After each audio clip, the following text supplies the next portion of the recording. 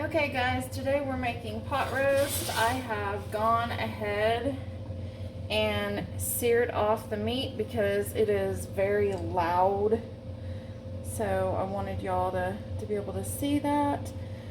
So I got a roast here. We are making pot roast. And get you straightened up here so y'all can see. Okay. So in this pan is just the fond from browning the pot roast. I'm going to add a little bit of butter to that, olive oil, and we're going to deglaze all these onions and vegetables. So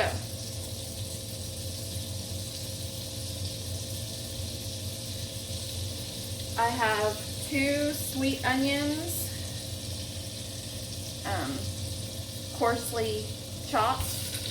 I'm going to add those in, 2 ribs of celery, and like 5 carrots, just because we like lots and lots of carrots. So I'm going to put all of this in.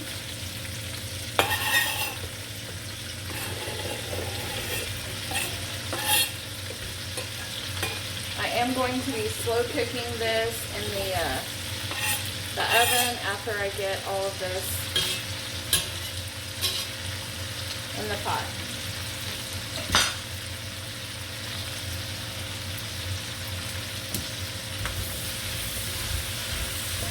Stir this around, and while those are deglazing, I'm going to prep some potatoes.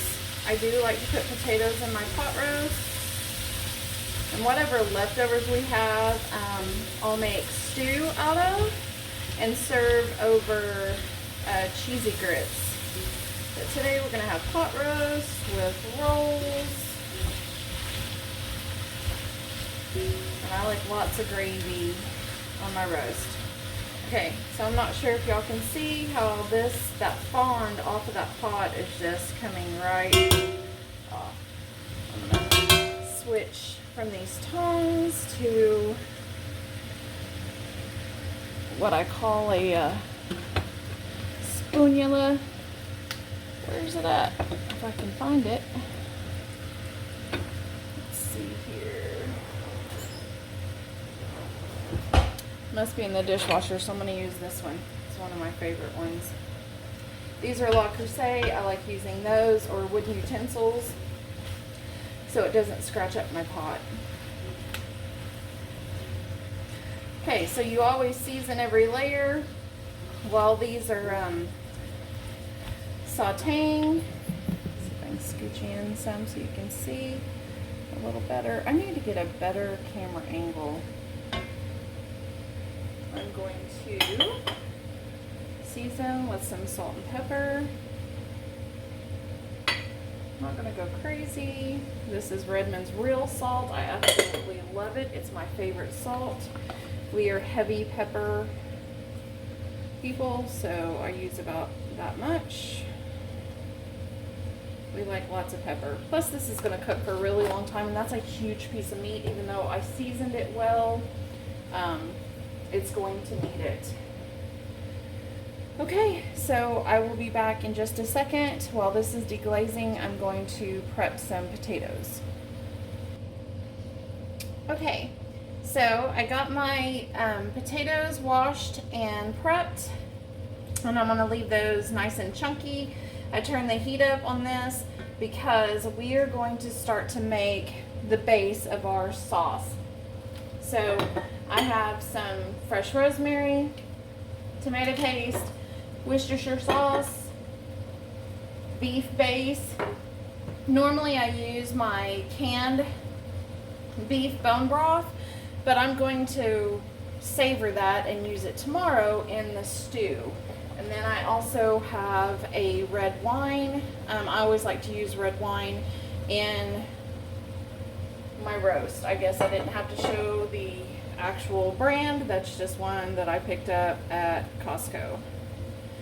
Okay, so in this pot, I guess I need to lift you guys up. Down in the center here, I am going to add in this, let's see if you can see there, tomato paste, and let that start to cook down. Again, I don't want a super strong tomato flavor. It's just going to add some acidity and some body to the sauce. So about a tablespoon, maybe a little more.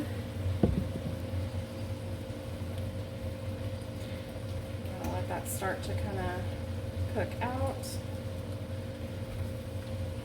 As that's going on, I'm going to also add in some beef base. Let me get a spoon.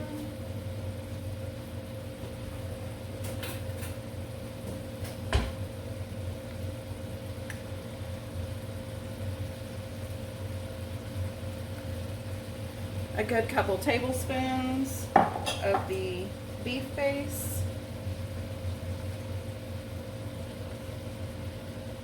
I'm not adding in any canned mushroom soup or anything like that. I do sometimes like mushrooms in my roast. My kids, however, do not. So I'm not going to add that today. And we're just going to let that start to cook into all the vegetables and get distributed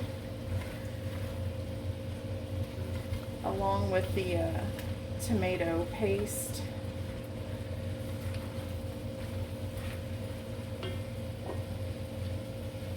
Sorry about the noise from the fan. A good amount of Worcestershire sauce. I almost always cook with that. And I'm really going to turn this up now because I want, once I add this wine, for that alcohol to cook off. But before I do that, I'm going to add a couple of garlic cubes. I made these myself. I'm using a silicone ice mold, and it's just roasted garlic and olive oil. I do it in the oven, and that way I have these roasted garlic cubes. I'm going to add 3 of those, which is quite a bit of garlic, but we love garlic.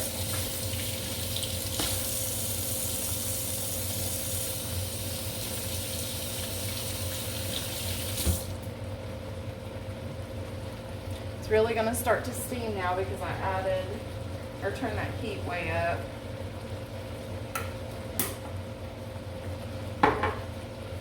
Plus all the liquid that's in there. And those garlic ice cube things are going to melt down in the oven. I'm not expecting them to melt down right this second. We're just making our base layer for all the sauce. So I'm going to add in a couple of cups of red wine.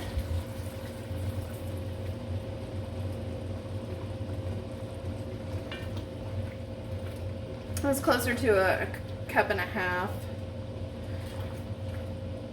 And that flavor, oh, that smells so amazing. Okay. I'm going to go ahead and add in my rosemary. Turn this back down just a little bit. We don't really want it to boil too much. We're just starting to cook that alcohol off. And then I'm going to put my potatoes in, add the roast back in, and then bring the liquid level up to about halfway on the roast. And then we'll pop it in the oven and we'll be done. So I'll be right back so you can see those steps. Okay, so that alcohol has cooked down. Guys, this smells absolutely amazing. We are going to add in the potatoes. I got quite a few here. I'm using Yukon Golds. I'm going to leave those in big chunks. This is a rustic pot roast. gonna kind of arrange those around so that our roast can sit on top of it. So all of the meat juices layer in.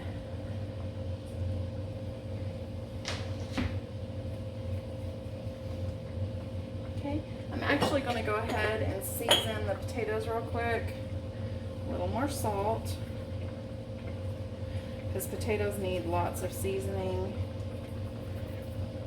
Cut that heat off, because that's done what it needs to do. Add in a little pepper. I've got my oven heated at 350. And this is a big piece of meat, so I'm thinking probably close to 3 hours until this is fork tender. Look at this meat, guys. Isn't this beautiful? Look at that. Now this was just browned, it is not cooked. Okay, we're gonna add in those juices as well. All the goodness. Set that back down because we're gonna need that lid to put over this. Okay, so I went ahead and just added some water back to my wine bottle because I need to bring this liquid up. Let's see if we can get this down in there.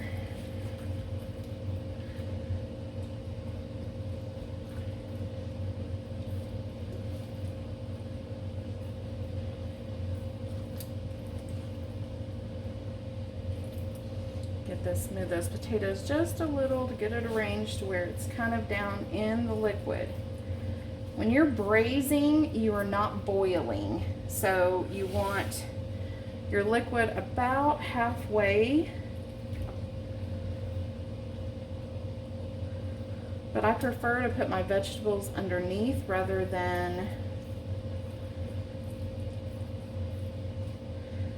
on top. That way all the juices from the meat gets down into those. Okay. Let me get y'all a closer view. This is what you're wanting that to look like. And if you can see, the broth is halfway up. That's what we want. We're gonna pop this lid on here, put it in a 350 oven for about 3 hours, about 2.5 hours. I'll check it and see where we're at. And when I come back, I'll show you what it looks like. Okay guys, we're gonna check the roast. It has now been 2.5 hours, and that is what it looks like. I fully believe that it's gonna need another hour. I stand corrected. It is pretty soft. And the potatoes are done, so actually I think it's done.